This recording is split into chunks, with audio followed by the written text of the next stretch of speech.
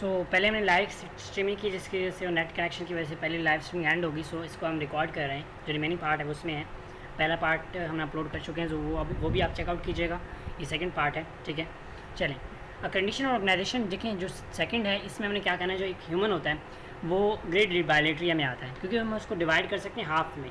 आप सेंटर से बंदे को डिवाइड करें, एक साइड लेफ्ट एक साइड राइट, तो ये जो है इसकी निशानी है कि लेफ्ट और राइट साइड्स बनती हैं। एंटीरियर और पोस्टीरियर बनता है कि भाई उसका साइड हेड है, उसके पैर हैं, ठीक है। और डॉर्सल और वेंट्रल सरफेस बनती है कि आपकी बैक साइड फ्रंट साइड, ठीक है। तो ये जो है ग्रेड बायोलेट्रिया में इसकी इसमें आते हैं। उसके बाद बात करते हैं कि डिप्लोब्लास्टिक एंड ट्रिप्लोब्लास्टिक ऑर्गेनाइजेशन। तो आपको पता होना चाहिए डिप्लोब्लास्टिक में कौन सा आता है, सिर्फ फाइलम नाइडेरिया। डिप्लोब्लास्टिक में आल, पहले वाला नहीं, सिर्फ एक्सेप्ट वन यानी पोरीफिरा के अलावा बाकी जितने भी रिमेनिंग है वो सारे ट्रिप्लोब्लास्टिक में आते हैं। Grade that is radiata and bilateria, ठीक हो गया। यानी यहाँ पे आप आराम से पता होना चाहिए कि भाई जिसका बायोलेट्रिया हुआ वो जिसका रेडिएटा हुआ वो हमेशा डिप्लोब्लास्टिक होगा, ठीक हो गया। जिसका ट्रिप्लोब्लास्टिक हुआ वो हमेशा बायोलेट्रियल होगा, तो ये भी आपको याद। उसके बाद सिमेट्री दैट इज़ रेडियल, उसमें बायोलेट्रियल, ठीक हो गया। जर्म लेयर्स, 2 जर्म लेयर, क्योंकि आपको पता है डिप्लोब्लास्टिक, डिप्लो मीन 2, तो डिप मीन्स 2, डाई मीन 2, ठीक है। और ट्राई मीन 3 लेयर्स नाम याद रख लें, एक्टोडर्म, मेसोडर्म, एंडोडर्म, ठीक है। उसके बाद कॉम्प्लेक्सिटी, लेक्स कॉम्प्लेक्स होता है जबकि हाईली कॉम्प्लेक्स होता है, मतलब अपने स्ट्रक्चर की वजह से।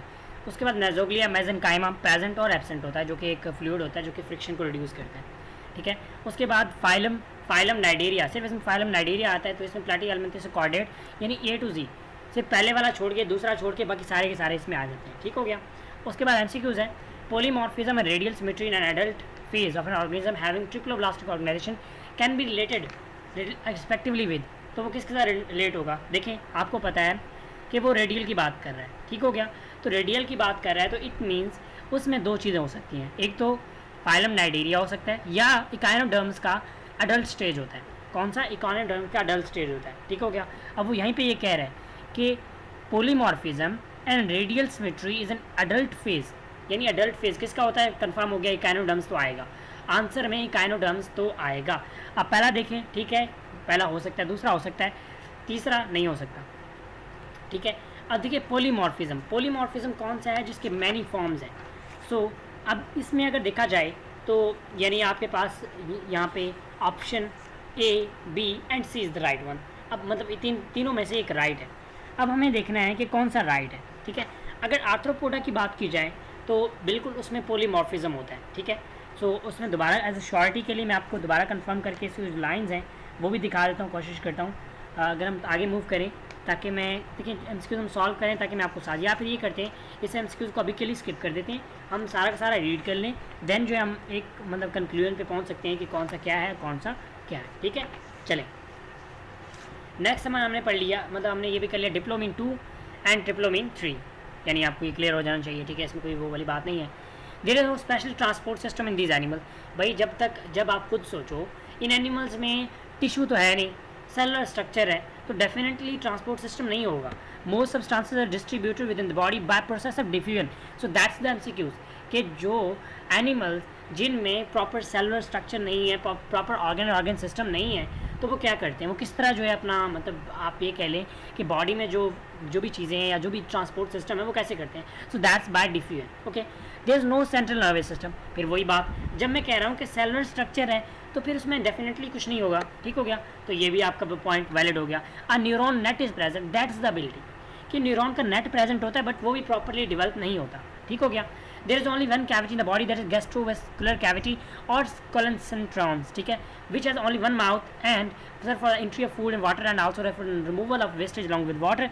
This phenomenon sac like digestive system, ठीक है। तो यानी ये एक यहाँ पे मेन नोटिंग पॉइंट है कि भाई उनमें सिर्फ माउथ होता है, ठीक है, एनस वगैरह नहीं होता, सिर्फ माउथ होता है, उसी के जरिए खाते पीते हैं और उसी के जरिए अपना वेस्ट जो है वो डिस्चार्ज करते हैं, ठीक हो गया।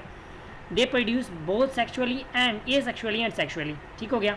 अब आप देखें, आप कहेंगे हम कैसे याद करेंगे, आप सिर्फ फाइलम नाइडेरिया को अच्छे से याद कर ले, आपको याद हो जाएंगे, या फिर आप इसको याद कर लें, आपको फाइलम नाइडेरिया याद हो जाएगा, क्योंकि इसमें सिर्फ एग्जाम्पल में आता ही फाइलम नाइडेरिया है, ठीक हो गया, ये आपके पास आ गया। उसके बाद बात करते हैं after embryonic development, these layer most triploblastic animal are distinct as the separate layers of cell but are represented by structure from them। कहने का मतलब ये है कि जब एम्ब्रियोनिक वो हो जाता है उसके बाद ये ज़रूरी नहीं है कि जो इसका थर्ड लेयर है वो हमें मतलब जो इसके लेयर्स हैं वो अच्छी तरह वाजे हों, वाजे नहीं होते, लेकिन जब वो लेयर से स्ट्रक्चर बनते हैं तब वो वाजे होता है। आपको पता होना चाहिए कि मेसोग्लिया से या मेसोडर्म से क्या बनता है, एक्टोडर्म से क्या बनता है, एंडोडर्म से क्या बनता है, ठीक है, जो आप पढ़ के आए हैं डेवलपमेंट एजिंग वाले चैप्टर सेकंड ईयर में, कि उससे आपको आइडिया होता है कि इसमें ये स्ट्रक्चर बनते हैं। देन आपको पता लगता है कि भाई अगर इसमें ये स्ट्रक्चर बन रहा है तो इट मीन्स इसमें मेसोडर्म प्रेजेंट था। ठीक हो गया। उसके बाद the cells of these animals show greater degree of specialisation, these have specialised organ system. ठीक हो गया, बिल्कुल क्लियर। देखिए मैंने जब आपको बताया कि डिप्लोब्लास्टिक जो है ये कहाँ से स्टार्ट हो रहा है, हम जरा इसका ट्री को देख लेंगे। ट्री जो है की है आपके लिए, ठीक है, बहुत ज़बरदस्त ट्री है। देखिए यहाँ से ऊपर टिश्यू लेवल से ऊपर, या आप ये कह लेंगे जो बायोलेट्रिया है इससे ऊपर सारे जो है वो ऑर्गन सिस्टम लेवल में आते हैं। अब देखिए बायोलेट्रिया आप ये समझ लें, इस तरह याद कर लें कि ट्रिप्लोब्लास्टिक एंड बायोलेट्रिया सेम चीज़ है, बस इस तरह याद कर लें तो फिर जो आपको आसानी होगी। बिल्कुल सेम भी नहीं है, बायोलेट्रिया यहाँ पे जो है वो सिमेट्री है, जबकि ट्रिप्लोब्लास्टिक जो है जर्म लेयर्स के हवाले से बता रहे हैं। ठीक है, तो हमेशा याद रखना है बायोलेट्रिया यानी जिसमें बायोलेट्रिया बायोलेट्रियल सिमेट्री होगी उसमें 3 जर्म लेयर्स होंगे। ये आपने अपने माइंड में एक मतलब पिक बना लेनी है। How many germ layers are present in bilateral organisms, write this MCQs and write this right answer by yourself. Okay, the next point, the system such as integumentary and nervous system develop from ectoderm। अब देखिए बिल्कुल बात ठीक है, जब ectoderm होगा तो ये स्ट्रक्चर तो डेवलप होंगे, डेफिनेट बात है। Mesoderm give rise to muscular skeletal and reproductive systems. ये भी आप जस्ट वन उस रिप्रोडक्टिव जो डेवलपमेंट एजिंग वाला चैप्टर उसको एक बार पढ़ लें, आपको ये पॉइंट्स क्लियर हो जाएंगे। उसके बाद ट्रिप्लोब्लास्टिक एनिमल्स में भी एसिलोमेट, सूडोसिलोमेट एंड सिलोमेट। अब देखिए यहाँ पे आपको सिंपल बताता हूँ, सिलोमेट में कौन सा आएगा, मैं आपको बताया AP मीन्स एसिलोमेट, पीन से मतलब प्लेटिहेल्मिन्थेस जिसको हम फ्लैट वॉर्म्स भी कहते हैं। ठीक है, सूडोसिलोमेट में क्या बताया था आपको मैंने, NP या PN, जो हम पढ़ते हैं PN जंक्शन, तो NP मतलब P से सूडोसिलोमेट, N से नीमाटोड्स जिसको हम राउंड वॉर्म्स भी कहते हैं, R। ठीक है, इसके अलावा जितने भी रिमेनिंग है जिसमें आपके पास मोलस्क आ जाते हैं, काइनोडर्म्स आ जाते हैं, आर्थ्रोपोड्स आ जाते हैं, वो सारे किस में आएंगे, सिलोमेट में आएंगे। ठीक हो गया, अब क्लियर है या भूल रहा है अभी भी। तो ये आप देख सकते हैं ट्रिप्लोब्लास्टिक में टू जर्म लेयर है, एक्टोडर्म और एंडोडर्म, जबकि इसमें मेसोडर्म भी है। तो मेसोडर्म जो एक डिफरेंशिएटिंग स्ट्रक्चर है जिससे आपके पास क्या बनता है, इसके पास इसका आपके सॉरी ये हम पॉइंट भूल गए कि endoderm form the lining of digestive tract and glands of tissue digestive system as such as liver. ठीक हो गया, तो ये जो मेन नोटिंग पॉइंट है आपने इस पॉइंट को नोट डाउन कर लेना है, जो ये सेंटर वाला पॉइंट है यहाँ पे ये main noting and differentiating point है। ठीक है, उसके बाद classification according to coelom body cavity, तो चलें देख लेते हैं। ए सिलोमेट आपको पता होना चाहिए, AP यानी प्लेटिहेल्मिन्थेस, सिंपल फॉर्म नाम क्या है, फ्लैट वॉर्म्स।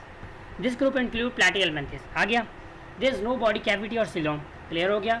देखें ए सिलोमेट मतलब विदाउट ए का क्या मतलब होता है, ए हमेशा जो है वो नेगेटिव सेंस में या विदाउट के पर्पज़ में यूज़ होता है। ए सिलोमेट मतलब विदाउट सिलोमेट।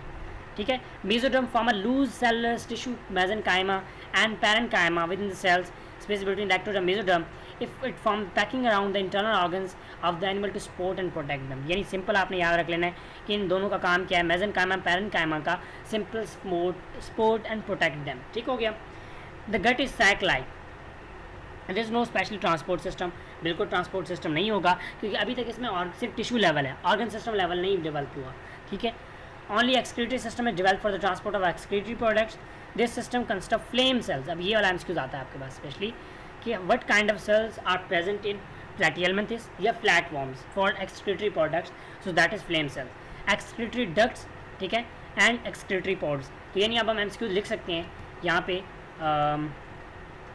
हमारे पास नेट नहीं है तो हम ज़रा इसको रिफ़्रेश कर लेते हैं, चेकआउट कर लेता हूँ कि मैं चलें।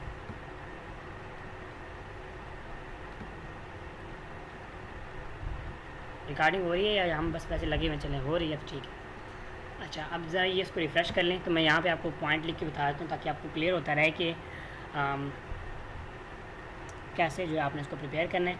जो भी पॉइंट इंपॉर्टेंट हो आपको याद ना हो रहा हो उसके लिए सिंपल सी यही बात है कि आप उसके एमसीक्यूज बना लिया करें, तो ये रिफ़्रेश हो जाता है। फिर हम इसको यहाँ पे इसका एमसीक्यूज जो है वो लिखते हैं ताकि आपको क्लियर हो। ठीक है, और जब तक मैं चेक कर लूँ किसी स्टूडेंट ने कोई क्वेश्चन वगैरह तो नहीं पोस्ट किया वो बाद में, और चलें किसी स्टूडेंट ने नहीं अपलोड किया, सो दैट्स इट। ठीक है, चलें अब हम कर लेते हैं और नेक्स्ट पार्ट जो है जो नेक्स्ट एमसीक्यूज हमारे उनको देख लेते हैं। हम कर लेते हैं थोड़ा सा इसको बड़ा। ओ भाई कहाँ चले गए हो, चलें। अच्छा, type of cells for excretion in flatworms. अब इसका ज़रूरी नहीं है कि फ्लैटफॉर्म नेम आए, फ्लैटी हेलमिंथिस भी कह सकते हैं, ठीक है, हेलमिंथिस। तो आपके पास ये जो है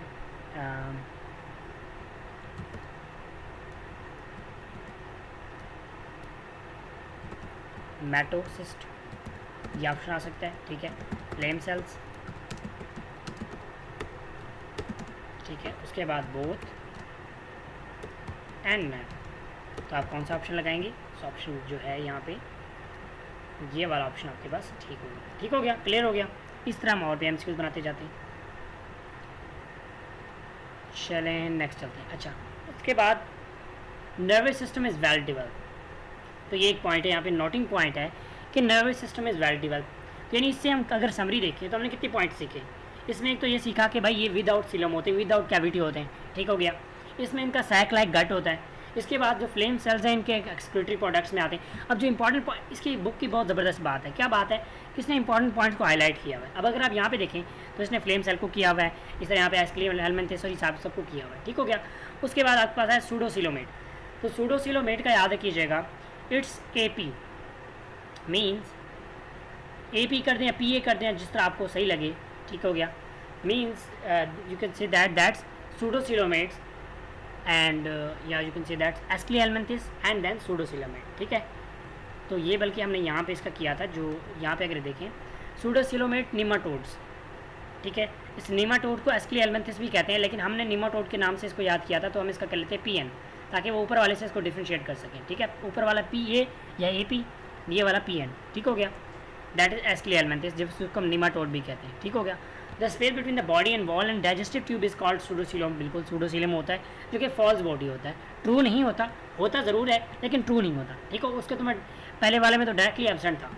pseudocoelom is not homologous to true coelom, यानी ट्रूसिलोम नहीं होता, because it's not linked by coelomic epithelium. यानी यहाँ से हमें पता चला कि अगर सूडोसिलोम, अगर कोई बॉडी ने, किसी बॉडी ने सिलोम होना है, ट्रू सिलोम होना चाहिए उसमें, तो उसको लिंक होना चाहिए सिलेंट्रिक एपिथेलियम से, ठीक हो गया। It is not related with reproductive and excretory organs, यानी रिप्रोडक्टिव एक्सक्रीटरी ऑर्गन से इसका लेना देना नहीं है। अभी एमसीक्यूज आ सकते हैं। विच यहाँ पे यूज़ कर लेते हैं, which phylum has no relation with excretory or reproductive system, ठीक है। so that's you can say phylum Cnidaria, ठीक है, nematodes, Eschlihelminthes, both B and C. So what's the true there? So that's we can say that's it, both B and C, ठीक हो गया। Let me take it, चलें। तो ये इसमें both B and C जो है वो दोनों ठीक होंगे। चलते हैं नेक्स्ट। उसके बाद ज़्यादा आगे चला गया, चलें। It develops from the blastocellular embryo and is found externally by muscles and internally by cuticle of intestine. कहाँ पे प्रेजेंट होता है? इंटेस्टाइन में। बस ये पॉइंट आपने याद रखना, बाकी इसमें पॉइंट याद करने वाला नहीं है। देन सिलोम, सिलोम क्या है भाई? ट्रू सिलोम, ठीक हो गया। अब आपको याद होने चाहिए सिलोम में कौन कौन से आते थे, यानी आप उसमें नाइडेरिया निकाल लो, ठीक है, सॉरी नाइडेरिया में नहीं निकालो, उसमें आप जो है निमाटोड्स निकाल लो। और अब देखिए यहाँ से आप उसको आइडिया लगाएं कि इससे पहले वाले जो थे, यानी इससे पहले वाले, आप ये कह सकते हैं सिलोम यहाँ से स्टार्ट हो रहा है, तो इससे पहले वाला कोई भी नहीं होगा। अब इनमें से ये सारे जो बच गए हैं ये आप हो सकते हैं। फिर इसमें कुछ प्रोटोस्टोम है और कुछ ड्यूटरोस्टोम है, तो हम देख लेते हैं, ठीक हो गया। उसके बाद the mesoderm split into outer parietal layer which surrounded line the body and the visceral organs, visceral layer which covers alimentary canal and cavity between them is the true coelom is filled with fluid called coelomic fluid. Definitely coelom होगा, उसके अंदर fluid होगा, हम coelomic fluid कहेंगे, ठीक हो गया। बाकी ये सिलोम। उसके बाद this gap include animals from annelids to chordates, यानी वही मैं आपको बता दिया जो एनालीड से कॉर्डेट्स तक आगे जो ए टू जी, यानी ए टू जी नहीं कहें, आप ये कह लें कि जो ये 3 से 4 थे, इनसे आगे जितने भी रह जाते हैं वो सारे इसमें आते हैं। In coelomates gut include more complexity and neurosensory system is well developed, ठीक है, along with excretory system, circulatory system, respiration, productive system. यानी अभी हम कॉन्ट्रास्टिंग पढ़ के आए थे कि भाई इसका कोई लेना देना नहीं होता। देखिए इसका क्या जो था, इसका नर्वस सिस्टम जो था वो वेल डेवलप्ड था, ठीक हो गया, ये इसकी प्रॉपर्टी थी। इसकी क्या प्रॉपर्टी थी, it has no relationship with reproductive and excretory organs. इसमें अगर देखा जाए तो इनका जो है क्या क्या होता है कि इनमें गट है, जितनी भी स्ट्रक्चर्स है specially reproductive like circulatory system, excretory system, ये सारे वेल डेवलप होते हैं। Coeloms are further divided two groups that protostomes and deuterostomes, ठीक हो गया। प्रोटोस्टोम्स यानी वो स्ट्रक्चर की बेस पे इसको डिफरेंशिएट किया जाता है कि प्रोटोस्टोम कौन सा है और डिटोस्टोम कौन सा है, ठीक हो गया। तो यहाँ पे सीलोमेट, ये सीलोमेट, कोई सीलोम नहीं होता यहाँ पे, जबकि यू क्लियोमेट, ठीक है, और सूडोसीलोमेट आप कह सकते हैं। उसके बाद चलते हैं, nematode is the first phylum which evolve tube like digestive system, epithelial lining of gastrointestinal tract form from. अब देखें ये आपको याद रखना है। अब देखें इसने क्या ट्यूब, यहाँ से आपको एक एमसीक्यू मरीज क्लियर हो गया कि ट्यूब लाइक डाइजेस्टिव सिस्टम आपको पता होना चाहिए। निमाटोड्स में अब देखिए यहाँ पे किस चीज़ पे इसको वो कर रहा है, जर्म लेयर्स पे। तो निमाटोड्स में कौन सी वो होती है, मतलब जर्म लेयर्स कौन से होते हैं, ज़रा सोचें, आपको क्या लगता है कौन से होंगे? ट्रिप्लोब्लास्टिक होगा, डेफिनेटली ट्रिप्लोब्लास्टिक होगा, क्योंकि डिप्लोब्लास्टिक सिर्फ नाइडेरिया था, ठीक है, और था ही नहीं, तो इस वजह से ट्रिप्लोब्लास्टिक होंगे। अब पूछ रहे हैं कि भाई उसमें उसके जो लाइनिंग बन रही है, तो लाइनिंग किस चीज़ से बनती है? अभी हम ऊपर देख के आए थे, यहाँ पे अगर हम देखें, हमने देखा था endoderm form the lining of digestive. Endoderm means Indo, internal जो है वो आपके पास जो डर्म है वो आपकी लाइनिंग बनाता है। तो यहाँ से हमारा आंसर क्लियर हो गया। देखिए पॉइंट कहाँ पे था और कहाँ से जो हमने वो कर लिया। तो that's option C is the right one. Among the characteristic which one is unique to animals? So that is gastrulation, sexual reproduction, multicellularity, flash sperms. So that's we can say sexual reproduction, ठीक हो गया। What are the character sequence of following 4 events during an animal? Gastrulation, metamorphosis, fertilization, cleavage. ये वैसे आपने पढ़ा तो नहीं है लेकिन फिर भी इंफॉर्मेशन होनी चाहिए। सबसे पहले क्लीवेज, फर्टिलाइजेशन होगा, ठीक है, फर्टिलाइजेशन के बाद क्लीवेज होगा, क्लीवेज के बाद गैस्ट्रुलेशन एंड देन मेटामॉर्फोसिस। अब देख लेते हैं इसका कौन सा सीक्वेंस बनता है। सीक्वेंस बनता है 3 4 1 2, 3 4 1 2, 3 4 1 2। ये आपके पास option D is the right one, ठीक हो गया। उसके बाद आपके पास आता है प्रोटोस्टोम एंड डिटोस्टोम। तो ये आपने याद रखना है कि प्रोटोस्टोम कौन सा है और डिटोस्टोम कौन सा है। Cleavage spiral and intermediate. Cleavage क्या है? फर्टिलाइजेशन हुआ, ये एग था, स्पर्म ने फर्टिलाइज किया, अब एग के अंदर डिवीजन होगी, एग 2 में डिवाइड होगा, ये 2 एग बन गए, एक एग से 2 से 4 बन गए, ठीक है। तो ये आपके पास जो है ये इसको हम क्या कहते हैं? क्लीवेज कहते हैं। तो इसमें क्लीवेज किस फॉर्म की? स्पाइरल एंड इनडिटर्मिनेट, ठीक हो गया। अब ये अगर आप इसको अच्छा समझना चाहते हैं तो फेडरल की बुक में इसकी तस्वीरें भी दी हुई हैं यहाँ पे। चले मैं आपको यहाँ पे दिखाता हूँ। प्रोटोस्टोम एंड ड्यूटोस्टोम, इसको गूगल कर लेते हैं ताकि प्रोटोस्टोम एंड ड्यूटोस्टोम, तो यहाँ पे अगर देखा जाए सो दैट्स इट। थोड़ा क्लियर हो जाए देन मैं इसको डाउनलोड कर लेता हूँ। चलें ओपन कर लेते हैं और till then let me check recording ज़्यादा तो नहीं होगी, 20 से 25 मिनट की करके हम अपलोड कर देंगे, देन नेक्स्ट वीडियो इंशाल्लाह आ जाएगी, ठीक है। So don't worry, stay tuned and let me open the pic. अच्छा, अब इसमें अगर आप देखें तो प्रोटोस्टोम ये आपके पास ब्लास्ट्यूल आता है, सिंपल एक मतलब आप समझ लें फर्टिलाइज एग था, ठीक है। उसमें स्पाइरल, देखिए स्पाइरल शेप जो है क्लीवेज हो रही है, क्लीवेज देखें किस तरह से स्पाइरल शेप की है, ठीक है। यानी मेसोडर्म जो है कौन सा लेयर जो है अंदर की जा रहा है, मेसोडर्म और ब्लास्टोस्पोर जो है यहाँ पे एक बन रहा है, ठीक है।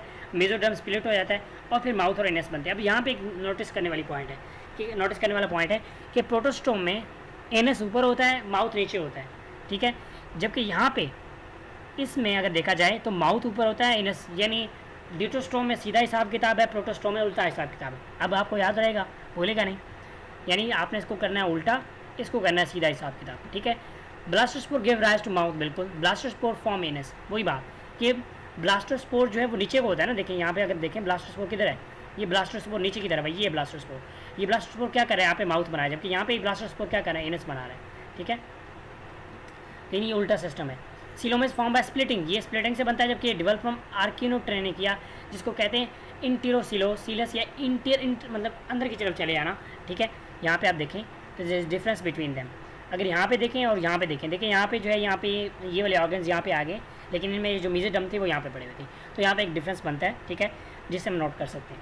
Mesoderm form from cells on interior lip of blastospore, ठीक हो गया, और mesoderm from wall of developing gap, ठीक है। It can include phylum, annelida, mollusc and arthropoda, 3 है।